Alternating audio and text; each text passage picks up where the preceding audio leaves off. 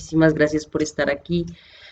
Hoy, en la cuarta emisión de la segunda temporada de La Ñapa, como siempre recordando, esta es una excusa para encontrarnos, para alimentar el camino, para querernos, para vincularnos. Yo soy una más en medio de muchas circunstancias que estamos poniendo aquí nuestra palabra, nuestro corazón, con el fin de alentar la vida, de alimentar la vida, alimentar la esperanza y compartir sobre temas que nos interesan, temas que nos cuestionan. De nuevo les regalo el fuego que preparé hoy para todos ustedes, para todas y para todos los que y las que vendrán a ver este video, sea por Facebook, sea por YouTube, y que van a estar aquí con un tema hoy muy especial. También, como casi todos los temas, nacen de preguntas. En la mitad de las dos temporadas de La Ñapa dejamos 2 semanas de preguntas sobre qué quieres que hablemos. Y una de las preguntas era esta: ¿qué son los profetas? Los profetas. ¿Existen profetas actualmente? Y como en todos tus nombres las cosas siempre nos coinciden, precisamente al viernes pasado en el devocional estuvimos hablando algo de esto. Sin embargo, quisimos conservar la temática para ahondarla un poco más en La Ñapa, para profundizar un poco más. Entonces, pues vamos a tener dos insumos: un insumo, el devocional del viernes pasado, y esta conversación, un poco repaso, un poco clase de los profetas, las y los profetas. Espero que mi amiga, la que me hizo esta pregunta, llegue pronto para que pueda ahora o luego ver el video y responder sus preguntas. ¿Qué entendemos por profeta? Empecemos por ahí. La palabra profeta es una palabra griega que significa mensajero, portavoz, el que habla, el que anuncia, y es la palabra con la que se traducen las palabras hebreas que hablan o que nominan los profetas. La palabra profeta inicialmente es utilizada en el Antiguo Testamento y se refiere a hombres y mujeres que hablaban en nombre de Dios. En hebreo las palabras son, por ejemplo, roé, era una palabra con la que dominaban los videntes.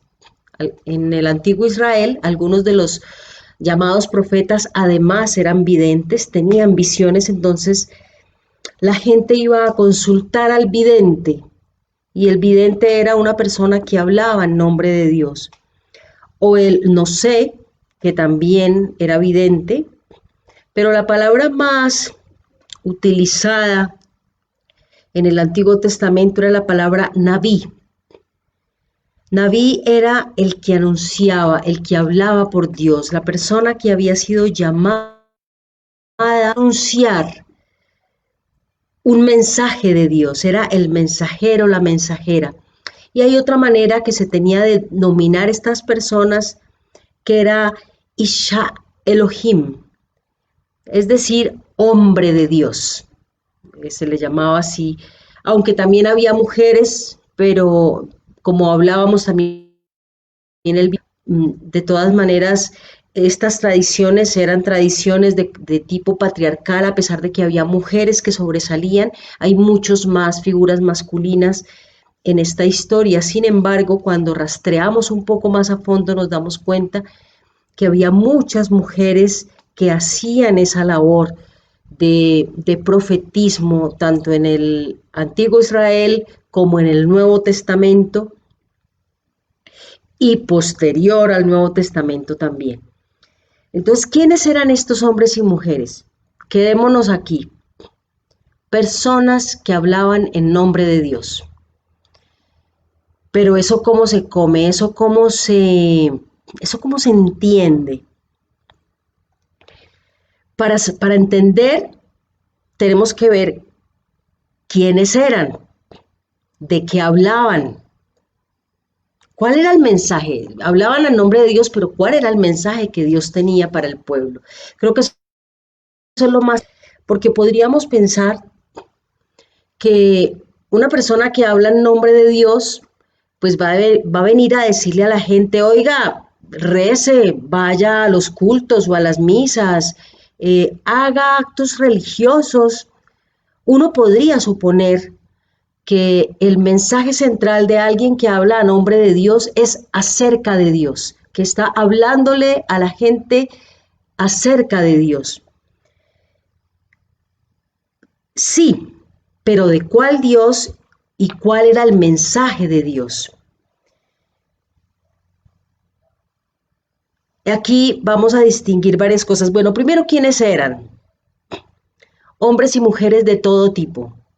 Había personas de estratos altos, personas de la corte, había campesinos. Amós, por ejemplo, era un poeta campesino que no fue ni hijo de profetas, porque también había estirpes de profetas, familias de profetas. Pero los profetas auténticos eran hombres y mujeres que Dios escogía en cualquier parte. A uno lo escogía por allá sembrando en el campo, a otro estaba en el templo y tuvo una visión, y en la visión los ángeles lo tocaban la boca y le decían que fuera y hablara a nombre de Dios. A cada uno y a cada una el Espíritu de Dios lo iba tocando en todas circunstancias, en cualquier circunstancia era tocado. No hay una categoría que diga los profetas siempre vienen de tal lado, no. Son de muchas clases sociales, de muchas labores, y sin embargo reciben ese llamado. ¿De qué hablaban? ¿A quién le hablaban? Los profetas, estoy hablando inicialmente a los profetas que aparecen en la Biblia. Hay profetas, se denominan profetas sobre todo en tres tradiciones importantes, que es la tradición judeocristiana, que es la tradición de la Biblia, pero luego las tradiciones posteriores, que es el islamismo, por ejemplo, que retoma como la tradición judeocristiana, también habla de profetas, y, y lo que son tradiciones posteriores que incluyen los textos bíblicos en sus estudios, pues retoman esta idea, como es la Iglesia de los Santos de los Últimos Días, también retoma la imagen de los profetas de Israel y los trae hasta nuestros tiempos. Entonces estos primeros profetas, estoy hablando de los profetas del Antiguo Testamento para hacer la referencia al texto bíblico, estos profetas, ¿a quién le hablaban? Le hablaban en general al pueblo, a todo el pueblo, pero en específico tenían dos públicos el mensaje de Dios era directo, Dios le mandaba a decir algo a quienes, a los poderes políticos y a los poderes religiosos. Entonces encontramos profetas que hablaban a los palacios, es decir, a los reyes, a los gobernantes, le hablaban estos profetas. Y hay otros profetas que eran enviados a hablar a los líderes religiosos, al templo. Entonces vemos a estos profetas. Algunos pertenecían a estas estirpes, había también profetas de estirpe sacerdotal y profetas de estirpe política en el palacio con el rey,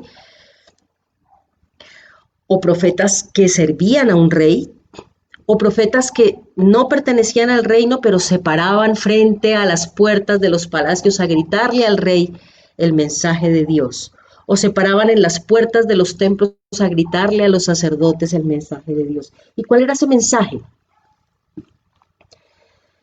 Encontramos varias figuras en los textos proféticos. Encontramos la figura del juicio. O sea, hay un mensaje que traen estos hombres y estas mujeres que es la figura del juicio, que también la vemos en el Nuevo Testamento, por ejemplo, en el Evangelio de Lucas, que tenemos las bienaventuranzas y las malaventuranzas. Las bienaventuranzas que dicen dichosos, alegres, felices a los que hacen esto, pero después vienen las malaventuranzas que dice, ay de aquellos, ay de aquellos. Entonces los profetas, muchos de ellos traían juicios, es decir, ay de ustedes porque, ay de ustedes porque. Y aquí tengo algunos textos que quiero compartirles sobre qué hablaban los profetas. Los profetas no hablaban de Dios. Es muy curioso, eran enviados por Dios, pero no hablaban de Dios, hablaban de los problemas humanos, hablaban de las dificultades humanas. Y en esas dificultades está, por ejemplo, Ezequiel. Ezequiel decía, yo mismo voy a juzgar entre ovejas flacas y ovejas gordas, entre carneros y chivos.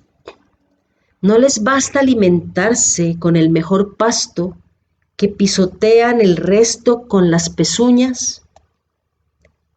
¿Ni beber el agua clara que enturbian la restante con sus pezuñas?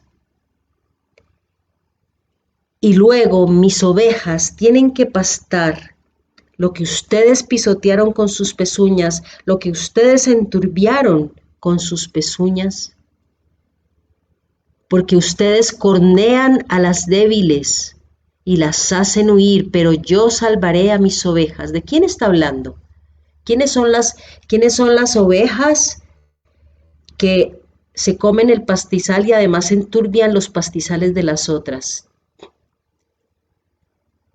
Pues eran los terratenientes, eran los dueños de la tierra, que se robaban los ríos, se robaban los pastizales, y espero que ya quienes me escuchan estén haciendo relaciones con la actualidad.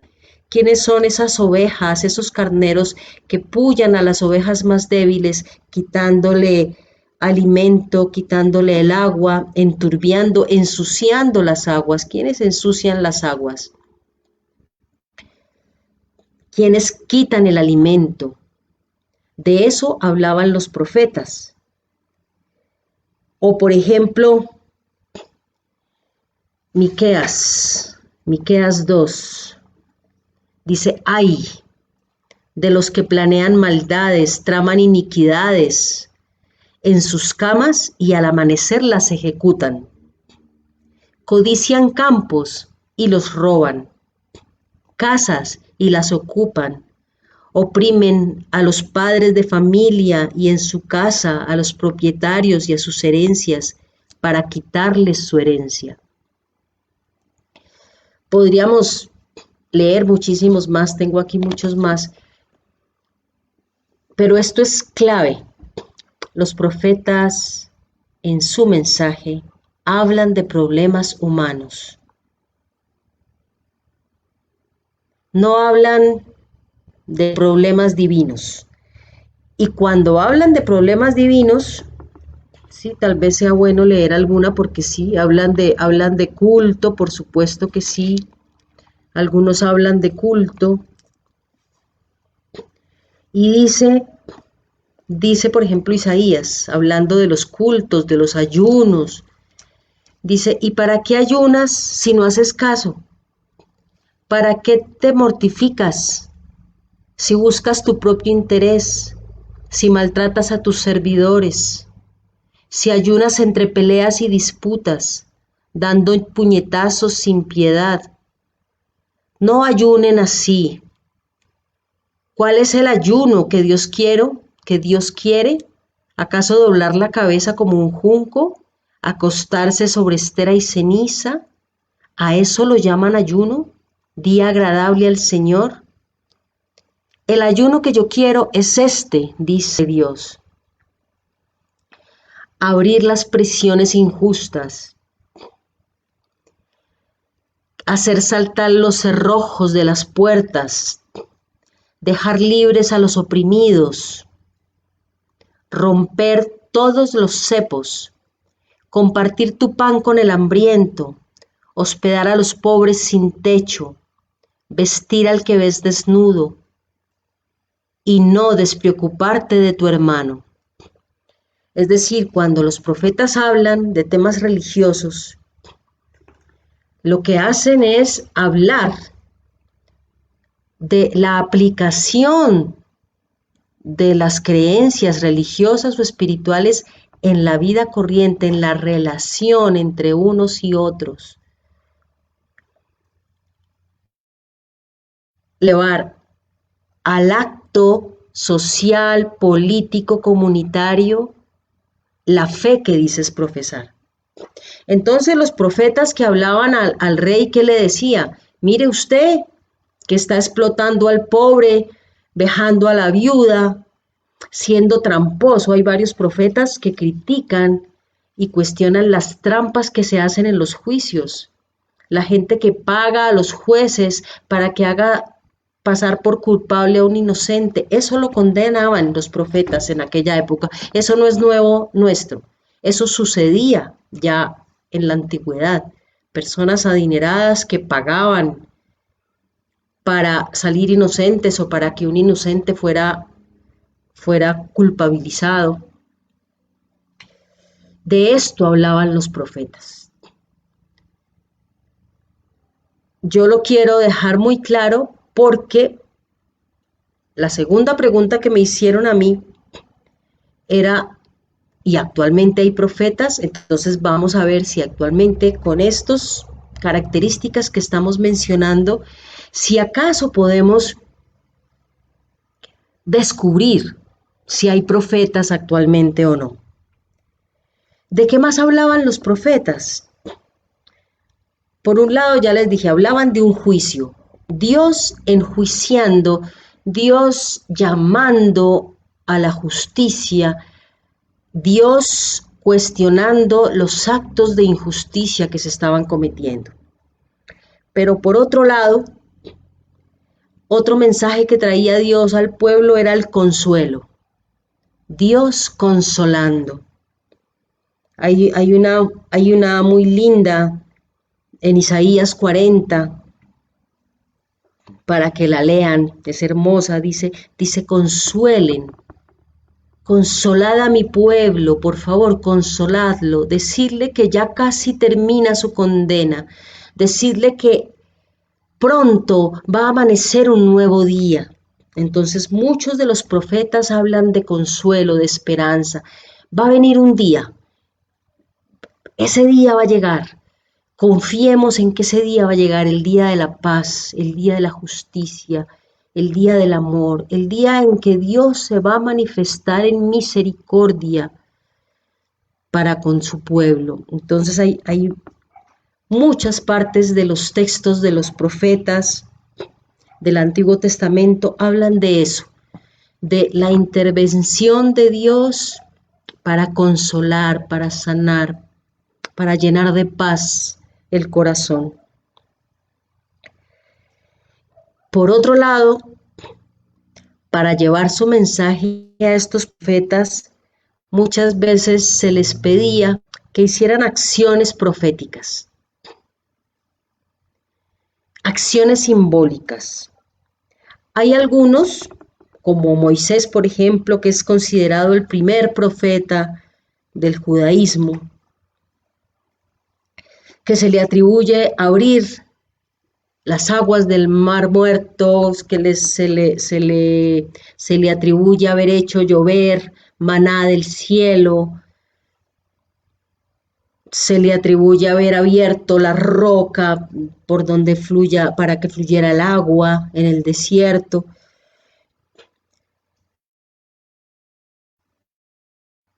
embargo, se les pedían cosas mucho más fáciles de alcanzar, mucho más tranquilas, no sé si tranquilas, pero sí mucho más fáciles.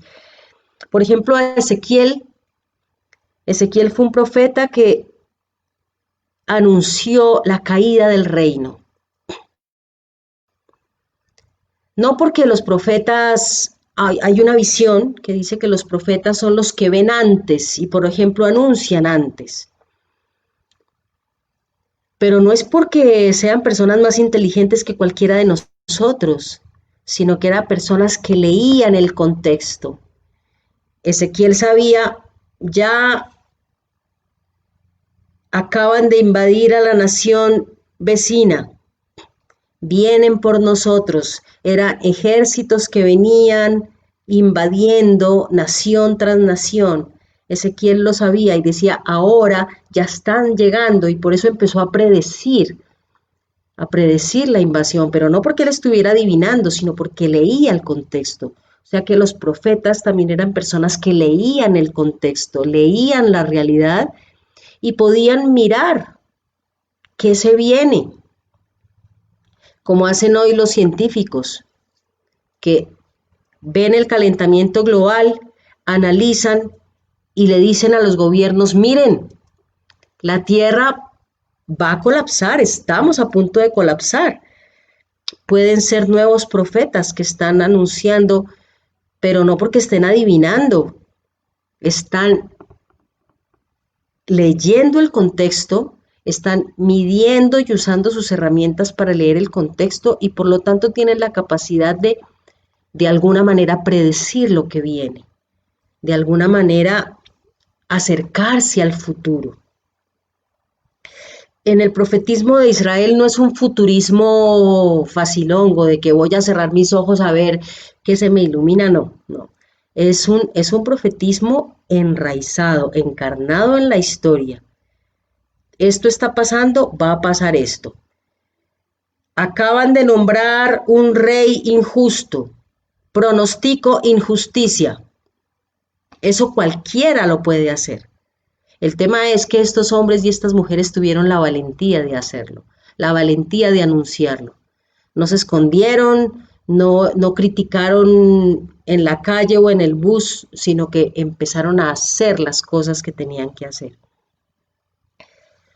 Entonces a Ezequiel, por ejemplo, la acción simbólica, una de las acciones simbólicas que Dios, Yahvé, le pidió hacer fue coger un ladrillo, escribir en el ladrillo el nombre de la ciudad, grabar una ciudad, ponerle palos alrededor, ponerle alrededor cosas como símbolo de ejércitos. ¿Para qué? Para mostrarle al pueblo, mire, esto es lo que va a pasar con nosotros. Nuestra ciudad va a ser sitiada, va a haber ejércitos alrededor nuestro, nos van a sitiar y nos van a invadir y nos van a robar.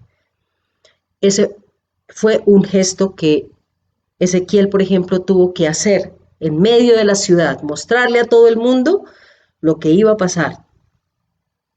En el caso de Amós, Amós lo envió a buscar a una mujer prostituta y a casarse con ella, para hacerle entender al pueblo que así iba a ser Dios con ellos. Aunque fueran infieles, aunque se acostaran con otros hombres, aunque se corrompieran, el amor de Dios iba a estar siempre presente para ese pueblo. Ese fue uno de los mensajes que, por ejemplo, que Amós le dio al pueblo. Amós fue un profeta que si bien, Oseas, si bien fue muy fuerte con el pueblo, Oseas tiene unas partes muy lindas del amor de Dios, de cómo el amor de Dios está presente, de cómo siempre Dios va a perdonar a su pueblo, lo va a rescatar. Eso tienen los profetas tienen mucho esa imagen de hagamos lo que hagamos, el amor de Dios va a estar presente y y va a rescatar a su pueblo, de donde se haya ido. De ahí muy probablemente viene la parábola de la oveja perdida, por ejemplo, que retoma Jesús en el Nuevo Testamento. por más de que se pierda, por más que nos extraviemos, por más de que nos vayamos, el amor de Dios siempre va a estar allí, abierto y dispuesto, pero un amor que llama a ser coherentes, un amor que llama a transformar la vida, a transformar el camino. Por supuesto que también para quienes conocen y han leído los textos dirán, pero Judith, ellos también hablan de los ídolos o hablan de no adorar otros ídolos. En el caso del Antiguo Testamento es cierto y voy a explicar por qué. Porque en los inicios del judaísmo, que era, podemos hablar de hebraísmo, que eran los hebreos, los israelitas, este Dios particular o uno de estos dioses particulares, que era Yahvé, con el cual ellos y ellas se identificaron, era un Dios de justicia. Era un Dios que quería un pueblo justo, igualitario, una política de justicia y de solidaridad. Mientras que muchos de los reinos alrededor se soportaban en dioses opresores, dioses que legitimaban reyes opresores, reyes dominadores, reyes conquistadores. Y en gran medida el adorar a esos otros dioses era sinónimo de aceptar la opresión, de aceptar una estructura social jerárquica, desigual, injusta, que era soportada en fe, en la fe en este tipo de dioses, que eran los dioses conquistadores de la época. Este dios, aunque también era un dios conquistador, también Yahvé entra dentro de los dioses conquistadores, era un dios que estaba proponiendo una estructura social igualitaria y justa. Y en ese sentido pedía fidelidad a esa estructura justa e igualitaria.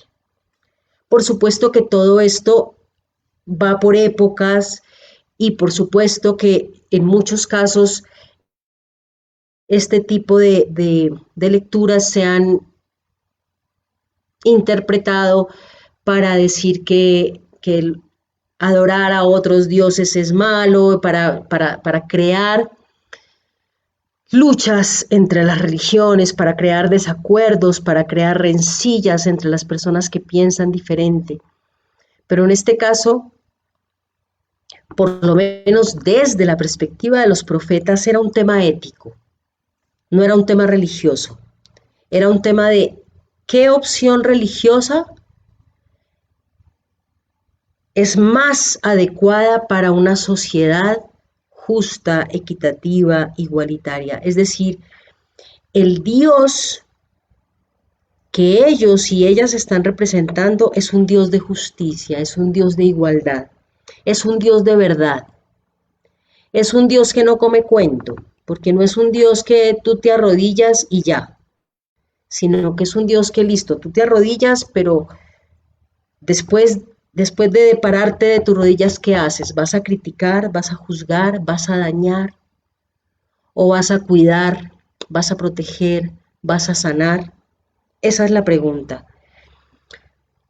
Los profetas, a pesar de que en la Biblia aparecen como los nombres principales, realmente no eran ellos solos. Realmente eran grupos de profetas. Ningún profeta trabajó solo. Hubo alguien que iba con él, que lo acompañaba, gente que los seguía, gente que los apoyaba, seguidores que tenían, y de ahí surgen los libros que conocemos como los libros de los profetas en la Biblia, de grupos de profetas que copiaban, escribían las palabras de ese primer profeta o de ese o el más grande, por ejemplo de Isaías, que Isaías pues se habla de 3 Isaías, pero hay grupos proféticos que cogen la idea de este profeta, de esta profeta, y la maduran, la llevan, la multiplican, la enriquecen, y de ahí vienen, después de muchos años, pues los textos que están en la Biblia. Entonces, el profetismo no es algo que sea para unos pocos, para unos cuantos. No es un tema de que son solamente algunos seres especiales que son escogidos por Dios y nadie más.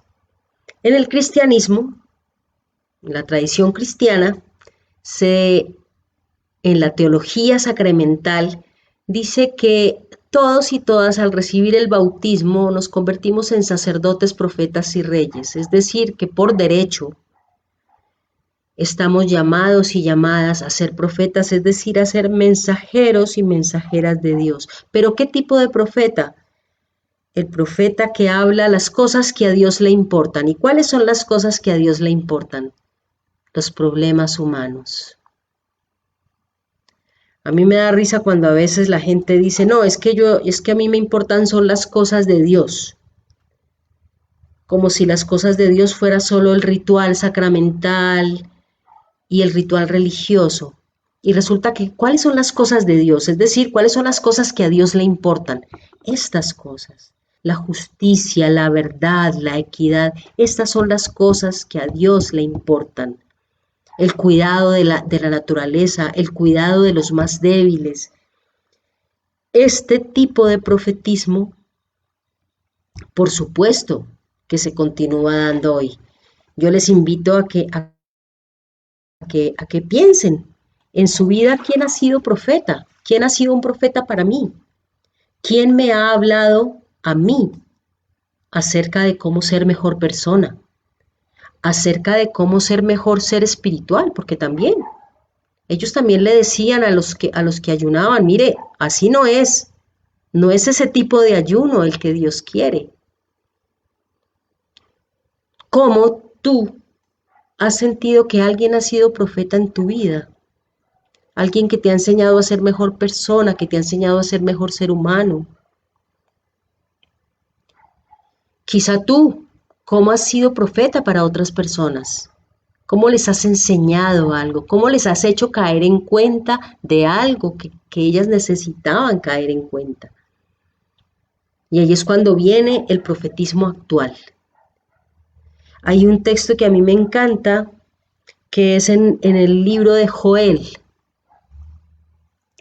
cuando el profeta Joel habla de ese día, el día de Dios, el día de la luz, el día del reino. Todos los profetas tienen algo de el día en que Dios reine, en que Dios haga justicia.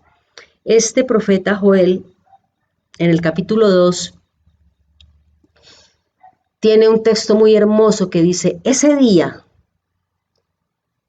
habla Yahvé, yo voy a enviar mi espíritu sobre toda carne, y sus hijos e hijas profetizarán, y sus ancianos y sus ancianas tendrán sueños y visiones, y todos y todas harán portentos, y también sus criados y criadas harán maravillas, dice el profeta Joel. Es decir, para todos hay luz, para todos, para todas hay luz. El llamado al profetismo es para todos y para todas, que simplemente es que el llamado a la verdad, el llamado a la justicia, el llamado al amor, el llamado a ser yo mejor persona, porque los actos simbólicos que hacían estos profetas era ser coherentes con su mensaje.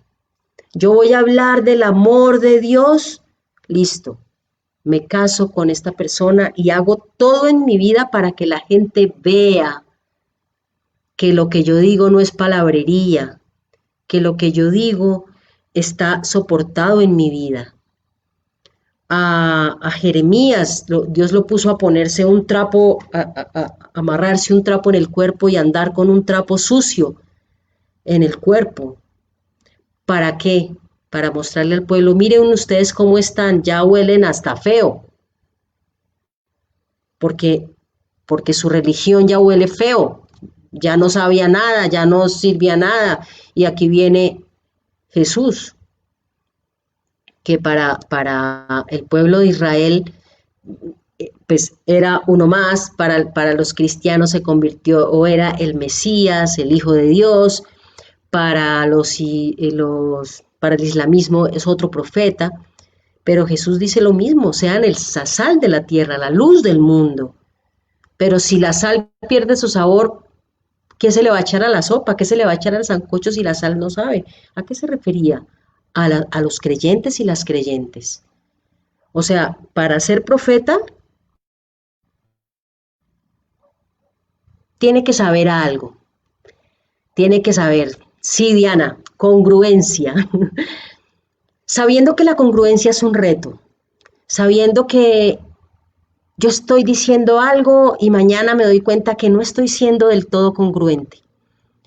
Pero es ese camino de intentar ser congruente, que se me note.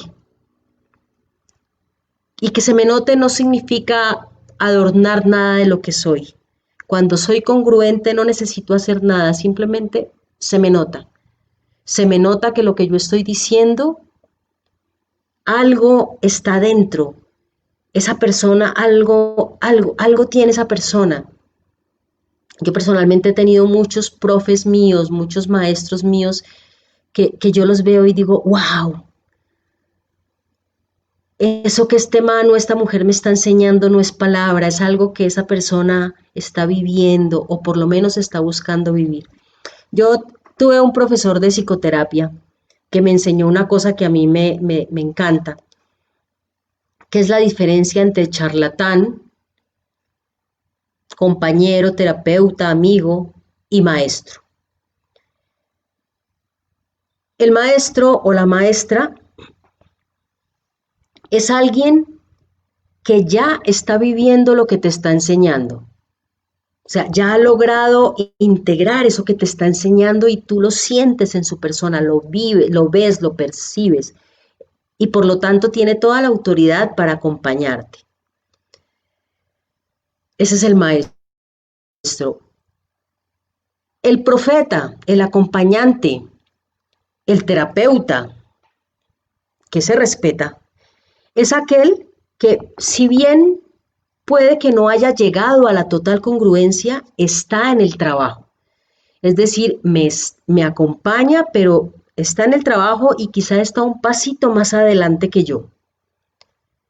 Y se nota que está trabajando, está en congruencia con ese trabajo.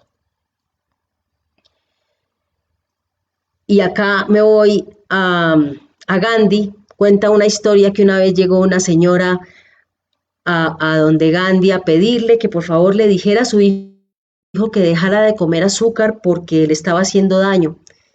Y Gandhi le dijo, bueno, listo, venga dentro de 8 días con su hijo y yo le digo. Y llegó la señora a los 8 días y le dijo a Gandhi, listo, ya aquí está mi hijo, sí. Y le dice, mi hijo, deje de comer azúcar porque le hace daño. Y la señora se quedó pensando, pero bueno, ¿y por qué no se lo dijo hace 8 días? Cuando yo vine hace 8 días. Y le digo, pero Gandhi, me hizo venir 2 veces, ¿por qué no le dijo a mi hijo que dejara el azúcar la vez pasada? Le dijo Gandhi, porque es que hace 8 días yo estaba todavía comiendo azúcar. Yo tuve que dejar el azúcar para poder decirle a su hijo que dejara el azúcar.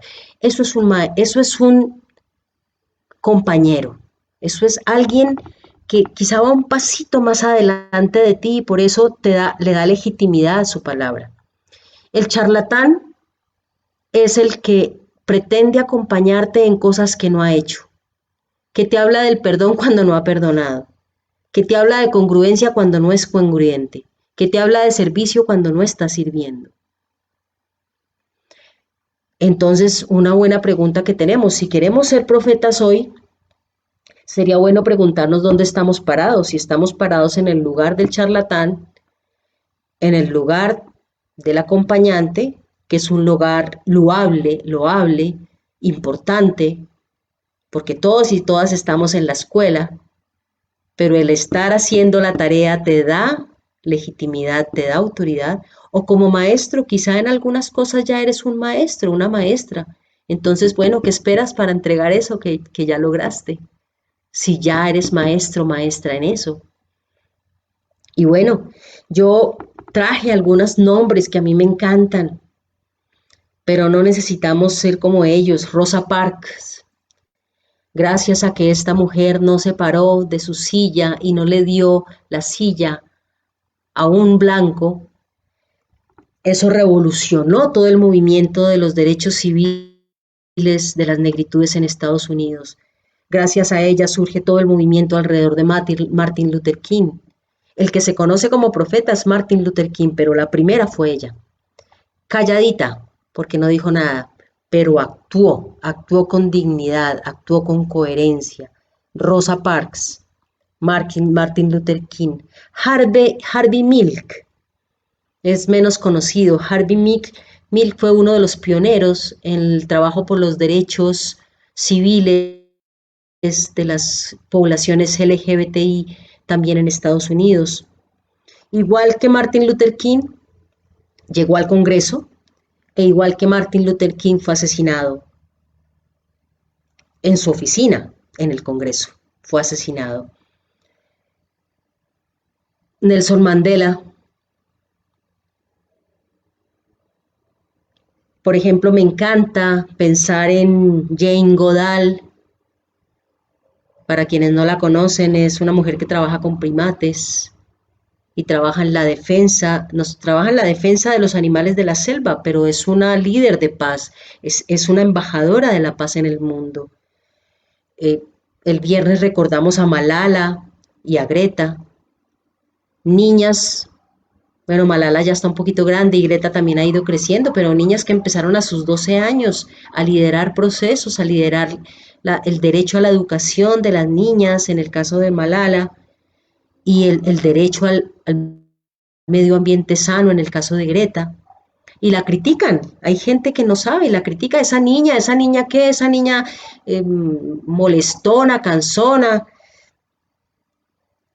Yo digo, si fuera un niño dirían, uy, qué niño tan arriesgado, pero como es una niña la critican. Y miren estas mujeres tan hermosas, Greta, Malala. Aquí en Colombia ahorita hay un movimiento muy grande de nuestros indígenas. La minga indígena estuvo durante toda esta semana. Los líderes sociales, nuestros estudiantes que mantuvieron un paro larguísimo y la gente los criticaba, niños desordenados, vayan y estudien, y nadie pensó que estaban siendo profetas, que le están haciendo un favor a la sociedad, de pedir los derechos educativos para las poblaciones más vulnerables. Esos son los profetas. Retos que quiero que nos queden. Primero, en la valoración y el apoyo de los movimientos proféticos que están surgiendo en la actualidad, indígenas, estudiantiles, los defensores de derechos humanos, defensores de la naturaleza, de las fuentes hídricas, de la soberanía alimentaria, apoyar nuestros movimientos proféticos porque los hay, apoyar a nuestros profetas, a estos que son más solitarios y solitarias que han hecho su trabajo en los congresos, en la política, que están trabajando por la defensa de los derechos de las poblaciones más minoritarias. Y por otro lado, preguntarnos cuál es nuestro papel como profetas, en qué lugar soy profeta, en qué lugar puedo ponerme como profeta, cuáles son mis fortalezas y en qué lugar puedo construir un mundo mejor. Esas serían las preguntas que quiero dejar, que quiero compartir. Y como siempre, si hay preguntas, si hay inquietudes, no duden en ponerlas por aquí, no duden en mandarme un mensaje para preparar una ñapa con estos temas. Agradezco que visiten mi Facebook y visiten también la página en YouTube, que le den un like. En la medida en que haya más like, pues YouTube le parece que es más relevante la información y la comparte más. Entonces también todo eso nos ayuda a que sigamos caminando en la construcción de un mejor mundo para todos y para todas. Muchísimas gracias, se les quiere, muchas gracias por estar aquí.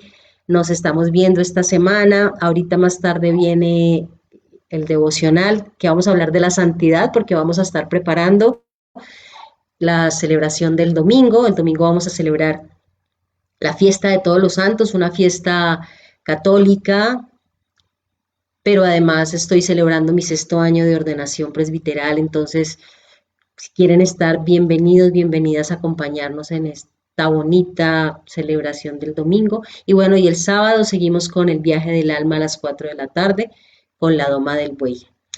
Un abrazo a todos, a todas, se les quiere mucho. Chao, chao.